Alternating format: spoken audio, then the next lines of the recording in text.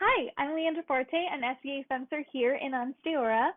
I'm 24, but I have a number of chronic conditions that have affected me since childhood and now affect the way that I fence. They include fibromyalgia and arthritis, and these are a couple of the drills that my peer and I have worked on and found work for me. Some of them are just techniques or ways that I move that help me, and some of them are more specific drills.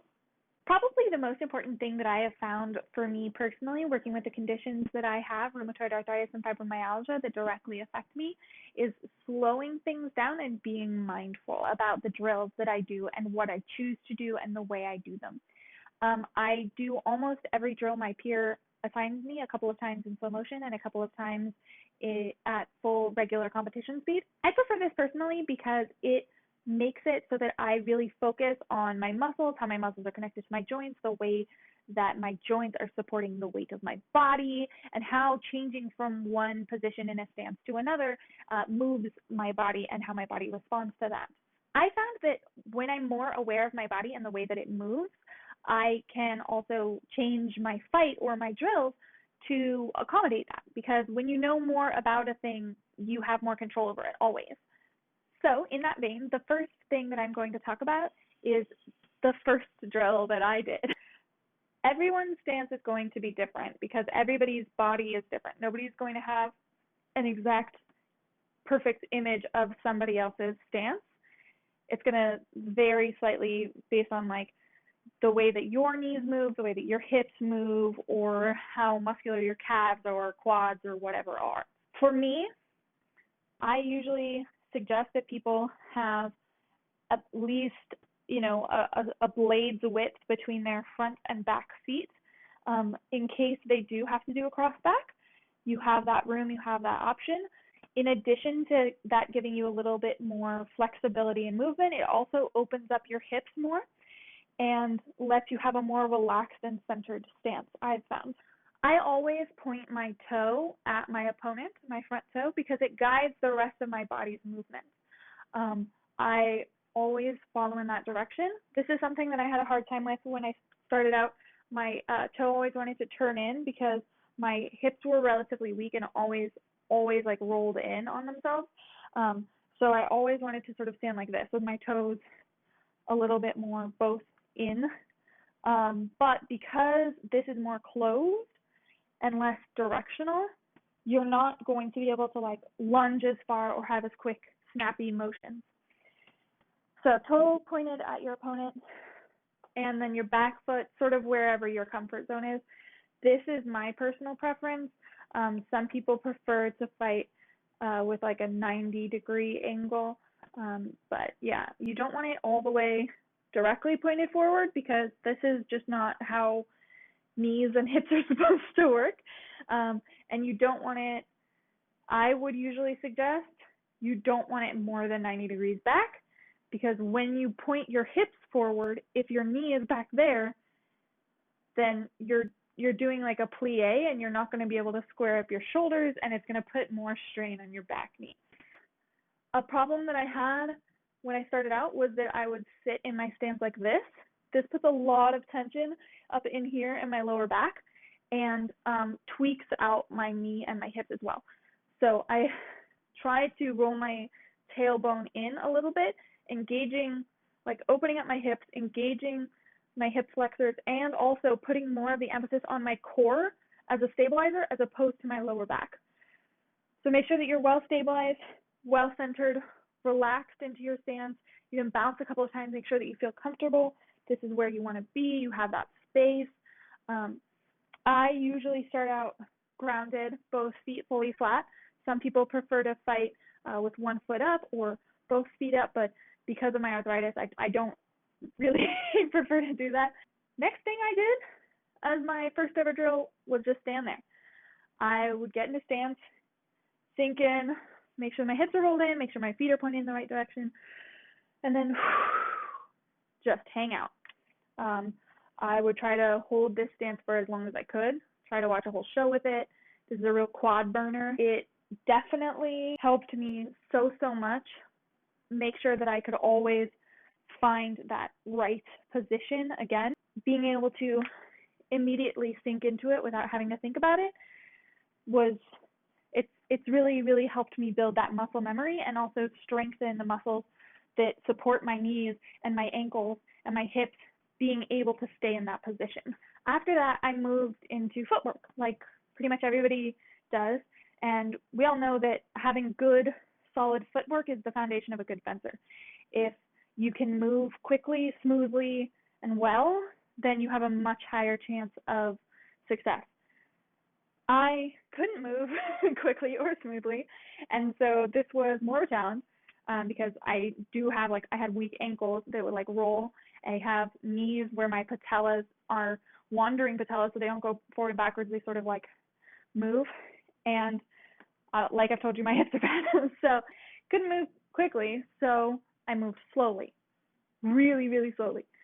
It helped me become really aware of my body.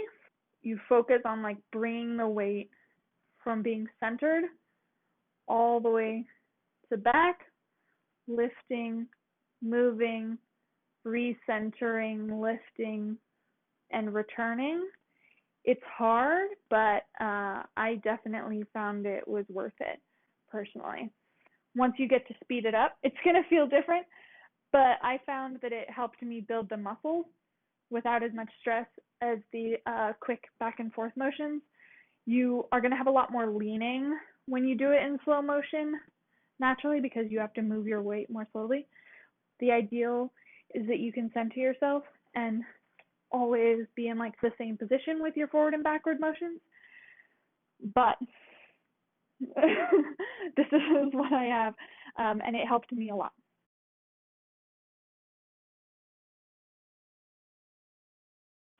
So you always want to stay slow, mindful, and as accurate as you can in your motions. But on top of that, another thing that I've found really helped me was control and moderation.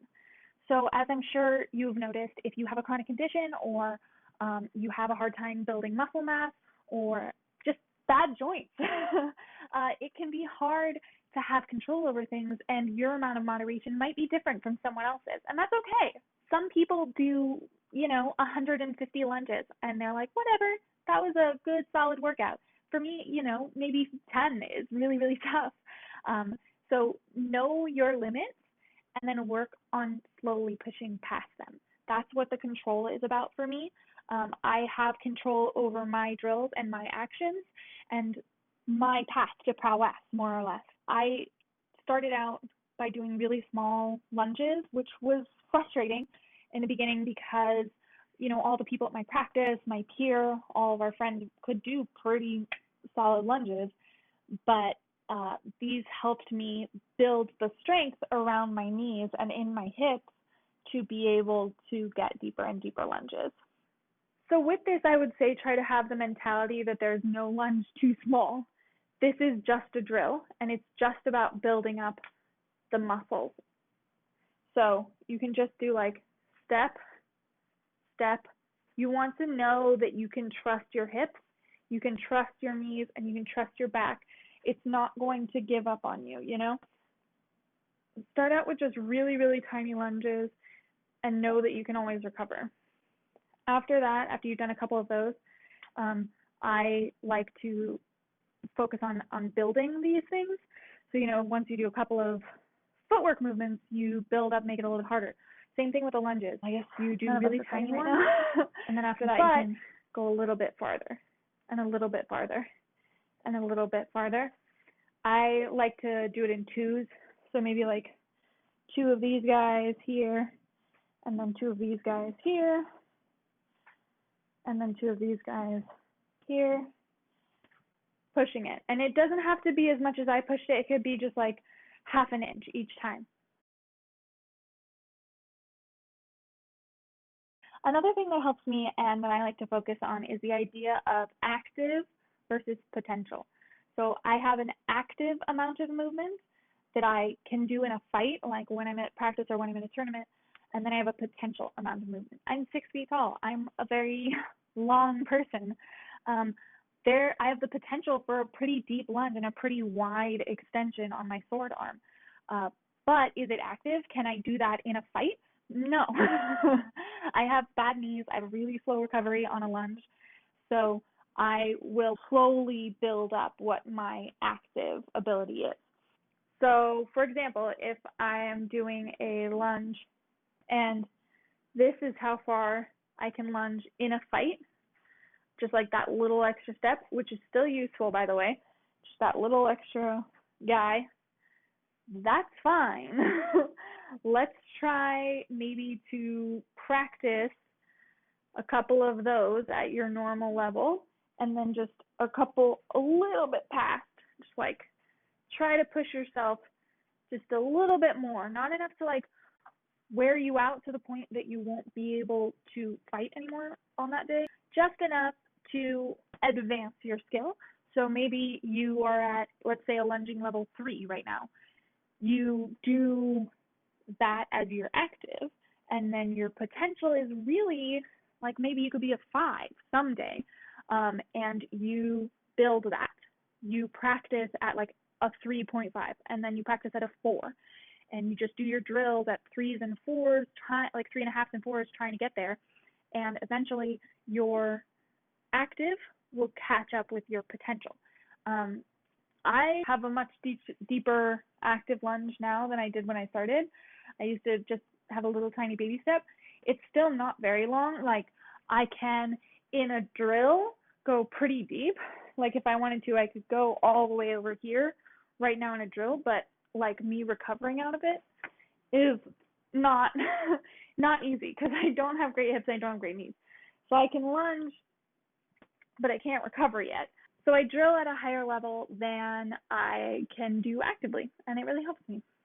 I know it might be frustrating to do all of these things in like slow motion, do little tiny movements, small lunges, slow motion advances and retreats and all that stuff, but a lot of people think about fencing purely as a dexterity sport, but it's not. If you are really fast but you don't have the muscle to support your body in those movements, then you're not going to have as long of a shelf life. You're not going to be able to do those motions for as long as smoothly, and that is a huge downfall. So like I already have a setback.